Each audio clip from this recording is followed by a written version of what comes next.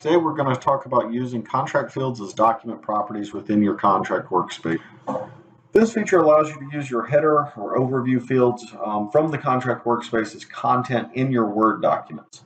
It allows dynamic content such as effective date, expiration date, supplier name, and some custom fields that you may have added to your system to be pulled automatically into the Word document, avoiding any labor cost or forgetfulness of people to fill out those or complete those fields.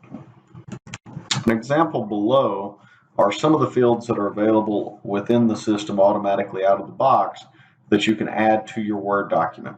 As well, we'll go through this demo and feature setup in the system. Now we're going to jump over to our SAP Ariba instance and go manage our templates. You can actually do this on the individual contract workspaces. It's the same set of tasks, but doing it on the template allows it to automatically be enabled for all the contract workspaces that you'll create in the system. So I'm going to navigate over to my contract template here, open it, and then create a new version. This allows us to make changes and modify this. I'm going to navigate over to the Documents tab, look at our Word document. In this case, I'm using this main agreement and the services contract example here. I'm going to actually click on it, select View Details. From there, I can navigate to setting up the document properties. This is where I can actually add and remove different fields that are available for use in Word. So if you have custom fields that are available and things like that, you can add those. So contract ID, buyer name, supplier name, addresses, document type, etc. You can add all of those into your Word document as well.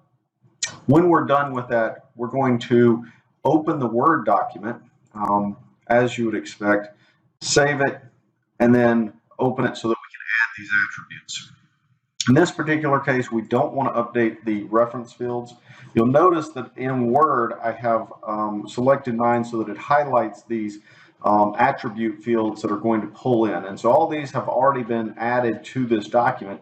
Go to add another one, I will simply select my arrow where I want it to be inserted. I will go to Insert. We'll go over here to our quick part. Go to Field. We'll navigate down to Document Property or Doc Property in this case, and these are my SAP Ariba fields that are available. And so at this point, if I decided that I want to add, say a title, I can select that, hit OK, and it will add the title of this agreement. You can also always select this and toggle the code field so that you actually have the code that's being inserted as well. So if you needed to add this or modify the code, technically you can go back to the help document here and just type this in manually if you wanted to. I find it pretty easy to insert that quick part, but you also have the option of inserting the code and changing these field names as well. So once I've made those changes to the document, I'm going to now replace this document with the one that we modified. If you have desktop file sync enabled, it will automatically update this. Navigate to the file, select replace, continue with the original file name and continue uploading the file. Hit OK. And then once that's uploaded, we'll go back to our header view and publish this for use. So that all new fields all new contracts will be available. Now I'm on a contract workspace where I've created a contract. I've put in the base level information on the header, such as supplier, contract amount, effective date, expiration date.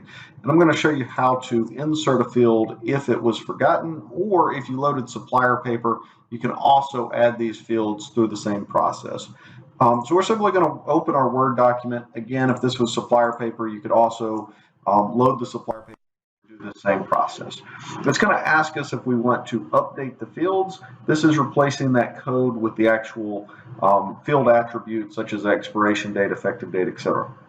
So you'll notice that it's replaced the supplier name here with the actual supplier name from the contract workspace along with the other fields.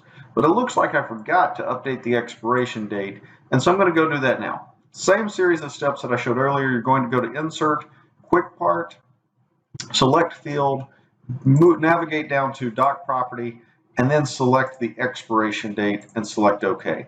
And that's going to, again, because I highlighted this text, replace that with the actual expiration date that's been pulled out of the contract header. So in conclusion, this is a quick and easy way to further automate your standard legal agreement so that less keying is required and your document is created right out of the box.